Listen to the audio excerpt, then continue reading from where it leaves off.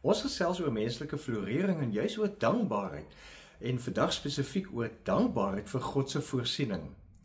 Terwyl ek 'n oomblik by die venster uitgekyk het na hierdie opname se voorbereiding, het 'n swerm voëls verbygevlieg. En miskien sal jy onthou dat Jesus in die Bybel geskryf het ons moet na voëls kyk wanneer ons bekommerd voel. Hoe staan dit in Matteus 6 vers 26? Kyk na die voëls van die hemel, hulle saai nie en maai nie en samel nie in skure in nie. En tog voed julle hemelse Vader hulle. Is julle nie veel meer werd as hulle nie? In ons omgewing is ons gelukkig dat voëls algemeen is. Ek moet bieg, ek sien hulle eers aldag bewuslik raak nie.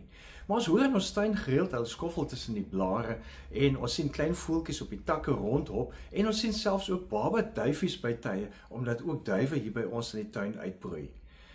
Maar ons, as ek so tree teruggee, is nie geneig om soos voëls te lewe nie, want ons koppe werk anders, ons lewenshouding werk anders, want ons kyk eers na ons bankrekening vir versorging. Ons bekommer ons oor hoeveel geld daar nog is. Terwyl God ons deur Jesus nooi om te kyk na hoe werk God se bankrekening. En God werk met oorvloed en voëls deel in daardie tipe versorging wat God gee.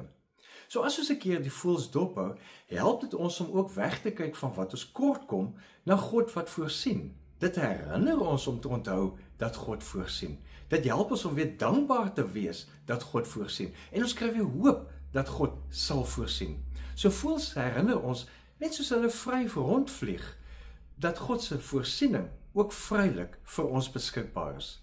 So kom ons dink net, hoe het God vandag reeds vir jou voorsien? Miskien deur vrede in jou hart, miskien deur dankbare gevoel dat jy vandag kon opstaan, miskien deur 'n stukkie beskuit, 'n slukkie koffie wat jy kon kry. En as God so getrou volg vir voëls en voorsien vir voëls, het dit nie tyd geword om God op sy woord te neem, dat God vir jou en vir my ook sal sorg nie? So as jy wonder of twyfel, kyk na die voëls en onthou, jy is veel meer werd as hulle. So God sal vir jou ook sorg, het Jesus beloof, deur geïnspireerd.